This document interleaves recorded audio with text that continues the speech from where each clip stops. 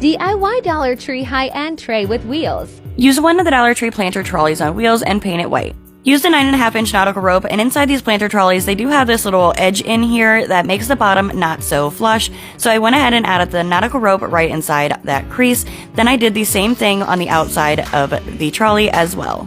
Then using two of the Dollar Tree 8-foot nautical ropes, these are thicker than the previous rope that we used, so you're going to simply place it right around the inside of the trolley, and you're just going to keep wrapping it around and around. This is also why you needed the bottom to be flush in the beginning.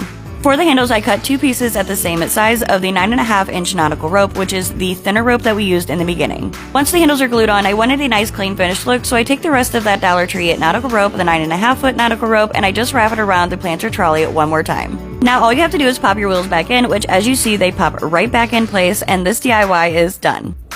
Oh my goodness, I absolutely love this tray. It is so cool that it has wheels, and then it also makes beautiful home decor as well. Like and follow for more. Thank you.